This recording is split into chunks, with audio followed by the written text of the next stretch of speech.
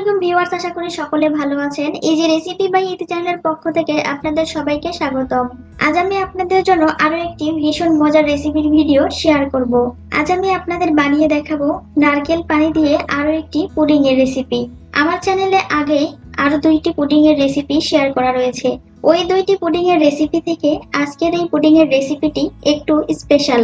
আজকে আমি ডাবের পানির পুডিং এর রেসিপিটি তৈরি করব আঙুর দিয়ে।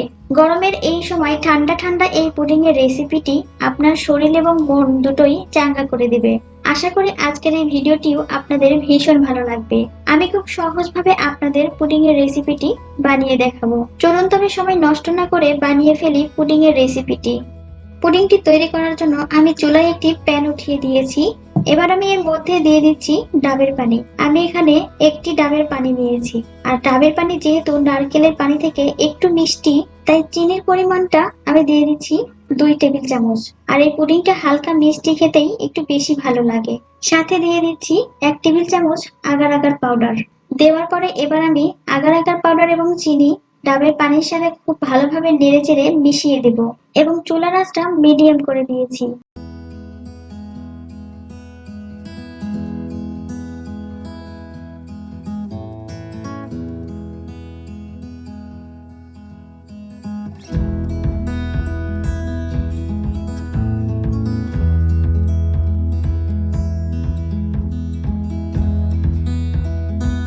কিছুক্ষণ জাল করার পরে দেখতেই পাচ্ছেন ফুটে এসেছে। আর এটা যেহেতু ডাবের পানি দিয়ে তৈরি আর এর মধ্যে কোনো এক্সট্রা নরমাল পানি অ্যাড করা নাই, তাই বেশিক্ষণ জাল করার কোনো প্রয়োজন নেই।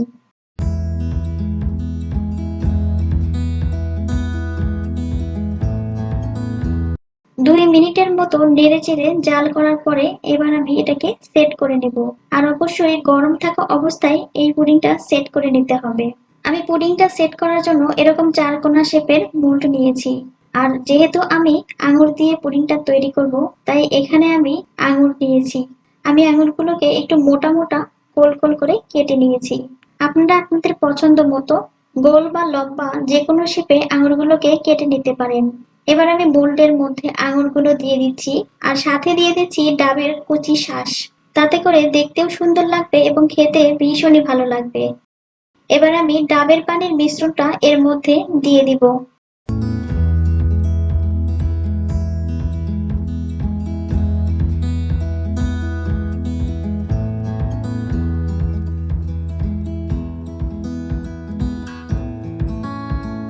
সম্পূর্ণ দেওয়ার পরে এবার আমি নরমাল তাপমাত্রায় এটাকে ঠান্ডা করে নেব।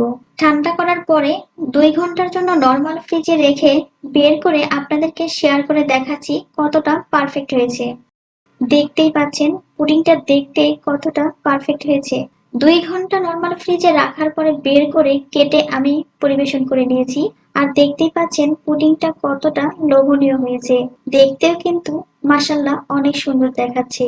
আর এই পুডিংটা দেখতেই শুধু সুন্দর না, খেতে কিন্তু ভীষণই মজার।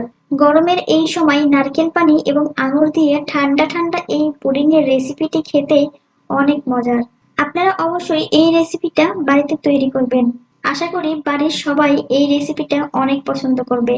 আমার বাসায় ডাবের পানির সাথে আঙুরের এই পুডিং এর রেসিপিটি সবাই অনেক পছন্দ করে।